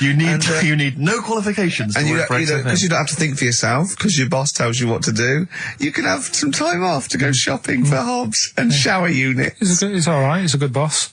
Yeah, I know. He'll let me have next Saturday off. He knows how tired I am. How many Saturdays has he had off? He's going away again. He's had 2 holidays. He gets 26 holidays, 6 days a year. 26 days a year. Unbelievable. He was sick because he put on wet trousers. Yeah. And now you're going down to Hastings. Are you leaving early? Because you left early last time, didn't you? No, I wouldn't do that again. Now, what are you going to Hastings for? Just having a break. Listen, though, we were talking about depressing news, right? And with that kid and what have you. Yeah. You see that thing in the week? There was 3 bits of depressing news, right? There was 1, an old woman who swallowed a fork. An old woman who swallowed a fork. Yeah, did you see She's that? dead, the dork. An old woman She's, swallowed a fork. So what did she Why swallowed did a she? spoon? Why did she? Yeah. Swallow a Everyone knows spoon she swallowed a when you spoon. swallow a Yeah, when she swallowed a fork. What's her name? She swallowed a cockroach. Right. Sorry, whoa, is this the old rhyme Sorry, now? is this a rhyme that you've got slightly wrong? No, You've no, changed, you've this changed is- dog for fork. This is the truth, is it? This is what you read? Oh, Right. no, yeah. Sorry, Yeah, Nick. never confuse the two. This is what you read on a spurious website So that- or that- no, some that happens. mentalist No, hang on, sorry, emailed you. just before you move on from that, there was an old woman who swallowed a cockroach. Yeah. And in order to get the cockroach out, she swallowed a fork? It doesn't rhyme, but it's good. She tries to get it out. With a fork? She went, what I forgot? I'm thinking she's in a kitchen. Yeah. That'll do. She grabs that, she tries to get it out, and she lets go of it. And it goes, swallows a fork? Yeah, It was in the paper. The terrible thing was it was a gardening fork. it was awful, you know. What- or is that stupid? That'd be stupid if it was a gardening fork, wouldn't it? I'll tell you what annoys me though with things like that. 'Cause Me? in the paper, it was, well, you do, and everyone knows that. Honestly, no. Right? You do me head in. The way people say it must be great working with him. Must be brilliant. No one It's not, says it's a that. nightmare. It Go is a on, nightmare. get on with it. Go on I with can't be Carl. bothered now. Let's just play some. Because I'm interested. I'm interested. Yeah. Seriously, I am. Come What was back the after story? this. No, let me finish the story. Come on. Long links. I'll tell you in a bit. I'm getting annoyed. I'm getting so angry. Alright, I'm the player record of British. The verve. Unlucky man, that's for Karl, who is a lucky man. 2 hours every Saturday, yeah? Just a little bit of chat and laughter. Some great records. Alright? What are you going to Hastings for? Just to chill out? Yeah. What are you going to do? Just chill out. What specifically is in Hastings that's of interest to you? They having another battle? Nothing, it's just cheap, isn't it? You can get a B&B for about 40 quid. Sure. The weather's good, so Well, let's all go. why not? Yeah, why not? Do you want Ricky to come down with you? Now. Right, okay. Now, you were going to tell us something before we started winding you up. What were we talking about? We were talking about the old man who was mistaken for a small child. It was actually, yeah, the 70-year-old who they thought was underage. Right, so then we got on to, right, this is the old woman. I was saying, she ate a cockroach. Right? She ate a cockroach, yes, Yeah. by mistake. How did she eat a cockroach? Why was there a She was cockroach? cleaning up, she was cleaning up, it jumped in her mouth. Right. So she immediately, the first thing she did was immediately grab a fork and plunge that down her throat. Yeah. Well, no, maybe not immediately. I mean, she tried other methods. She tried plastic spoons, her fingers, maybe washing it out, maybe going, oh, I nearly swallowed a cockroach. Did she try that one? Ugh, how horrible. Right, so anyway, the fork went down, Yes. and it's got this picture in the paper of like the X-ray, and you can see the fork just like going across like that. Yeah. Wow. That's mad, isn't it? Yeah. Well, it was, the fork was in her abdomen, was it? In an X-ray? Yeah. Are you sure she swallowed it? You sure she didn't just say that to the doctor? Like, how did it get in there? And you got a fork inside No, you? I know what you're getting at, because I remember years ago, do you know Dr. Steele? Do I know on, Dr. Steele? Yeah, on, he does, is he a it him? superhero? The one on, Richard and Judy. Right. What's he, a psychiatrist or the He resident just pops doctor? in and Is he's that got the a sort of problem. like the suave sort of... He's not that smart. I know the one He's you just, mean, yeah, I know what just you a normal doctor fella. Sure. And, yeah, this was like in the 90s, and, Richard and Judy said, we got the doctor in again today. We're looking at things that, have been inside people. And there's this one, right? Fella comes on, with an X-ray. Yeah. It's sat on a pint glass. He Well, sat on a pint Well, glass. yeah. that's what, He hadn't had that's what he it. said. Sat on a pint glass. I remember that story that was published about the bloke, and this is the excuse he gave to a doctor when he had to go and have something removed. It was a bottle of sort of HB sauce or something up his. What word can we say in case hand So you resistance? don't need to, people know what you're saying. Okay. Right? Rectum. Is that all right? No, you didn't need to say it, but... Well, no, I think might as well. It's a medical term, isn't it? Doctors Anyway. say rectum, don't they? Anyway. So the doctor got it out, and the excuse he said he'd been shopping, been to Safeways, he brought his shopping home, and he popped the shopping on the front step, and he realised he's locked himself out. So he started to shimmy up the drain pipe, but his trousers and pants fell down. while he was climbing, and he slipped and fell on the HB sauce bottle, right? And that was the note thing, right? And the doctor had put at the bottom on his notes, this would be somewhat more believable if Safeway sold their HP sauce with condoms already attached. Wow. Well, I remember bizarre. Why did he put a condom on it? No idea. To use it again on his chips. So he didn't just buy it to have a quick, you know. Yeah. He thought, well, I don't want to waste HP sauce. Sure. I mean, I use it up the arse, then I got on the chips. Safe sauce. I always practice safe sauce. Always have safe sauce. Red Hot Chili Peppers, universally speaking on XFM 104.9, Steve. I'm just going to make every single one of our listeners shrug and kind of give a who cares look by saying that after the ads, songs of phrase answers. We've still got Monkey News, haven't we? Oh, Monkey News as well, yeah. Hello, you're supposed to say something that will keep people listening during the advert. Should we bring back no, can't do Cheeky Figure of the Week. Play some ads. Blackalicious and Deception on XFM 104.9, Ricky Gervais, Karl Pilkington, Steve Merchant. Well, we were talking just before the ads about I think we're talking about objects being stuck up people's arses. I think that was the Someone link, can just wasn't confirm that. It was objet d'art. Well, objet d'art. Arceus. Objet d'art. Objet d'art. Which maybe that's a new feature. Objet d'art. Objet d'art. Using objects you've stuck up your French for stuffing stuff up your arse. Yeah. But I remember when it's not really, it was just about objects and odd things in odd places. I used to work for a magazine when I lived in Bristol, and I remember the editor said to me once, he said, "Oh, we got half a page to fill. Do the usual. Phone up a hotel and ask them what the weirdest objects they've ever found left behind in a hotel room are." This was something they did every year. They just they would phone up the local hotel. And I found out, I can only remember 2 of them, but they have stuck in my mind. These were found, I think it was the Marriott Hotel in Bristol. Yeah. They were found by cleaners. A chicken. A live chicken? Yeah, a live chicken in a hotel room. And that was just left behind. And a false leg. I mean, I don't know who leaves behind a false leg. I mean, presumably you'd notice if you didn't have your false leg, because you'd be lying on the floor. But I just remember, well, yeah, I don't know where else you'd find those 2 objects, except perhaps Paul McCartney's farm. I've always thought to myself, who left behind a false leg? Maybe the chicken pecked it off. Yeah, well, possibly. The person with it just went and goes, so much different, I keep falling over. Yeah. I don't know why, and where's my chicken? Yeah. She probably called later and said, did the cleaners find chicken and false leg? I'll check. Yeah. We haven't had them handed in. Yeah.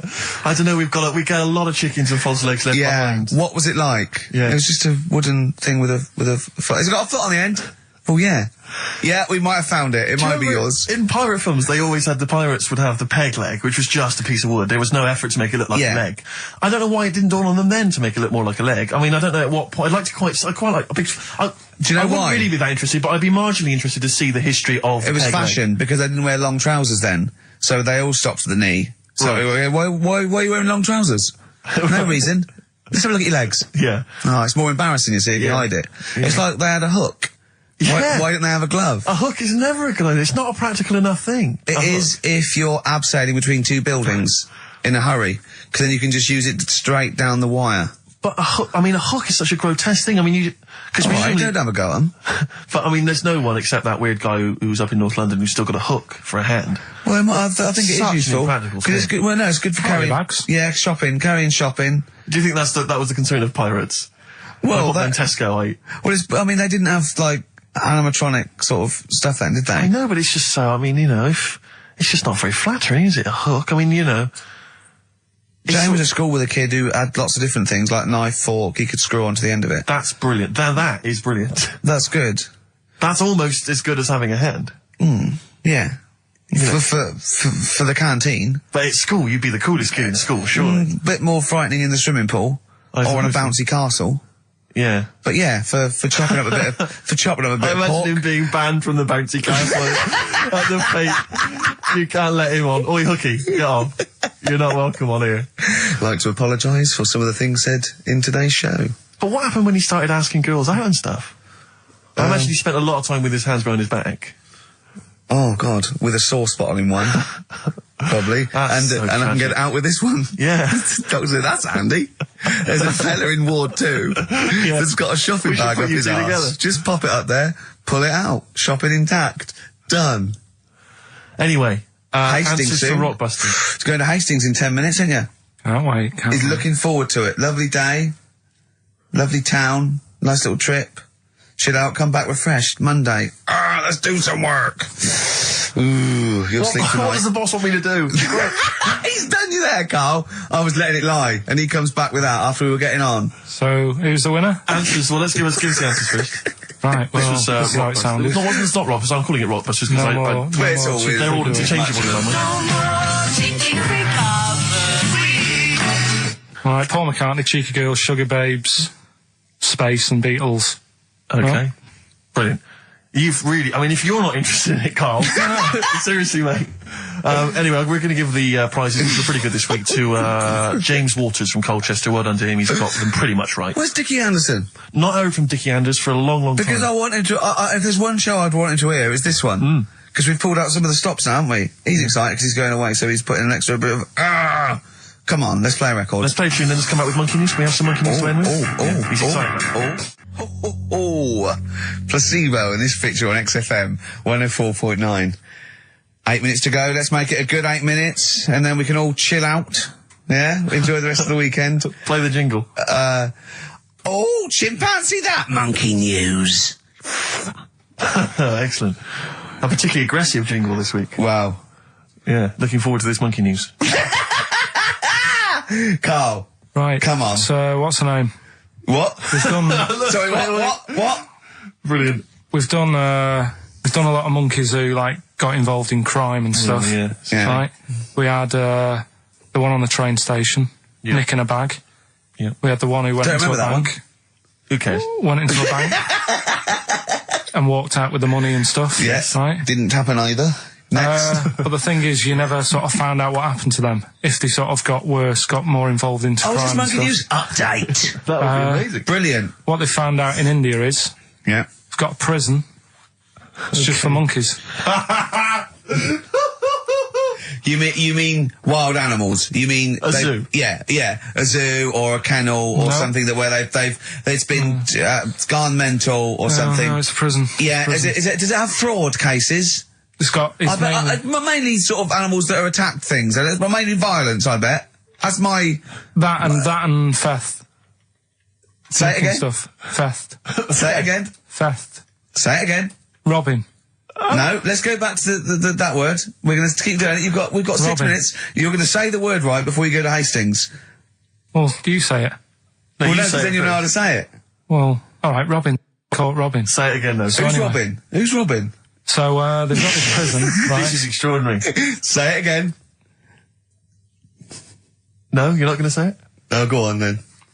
So they got a prison for them, right? And there's 11 of them in there, 11 monkeys Right. that are in there for life. Because that's, I think there's one just got out on parole, right? No time off But for there's good 11, I'll give you the bit of paper because I thought this was... Weird. Now, Even what- you thought it was a bit weird. Now, Carl, what are they in there for then? Because, I mean, they're in there for life, so I'm assuming it's murder, is it? Premeditated murder? They're not crime bosses, are they? They're not...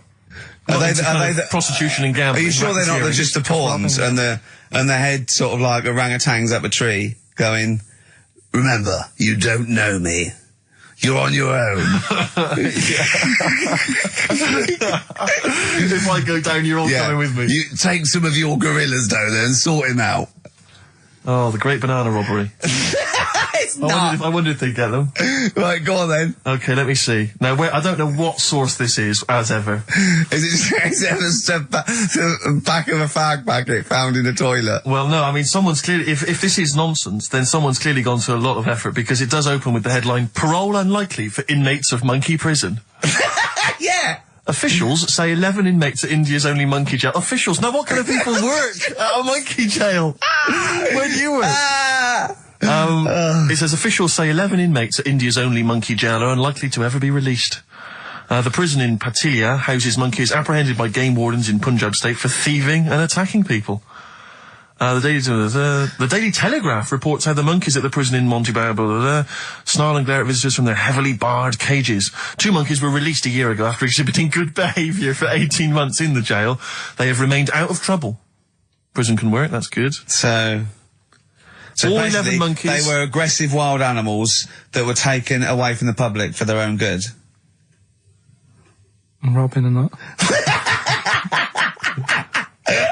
Wildlife officials believe part of the problem has been caused by thieves training monkeys to help them.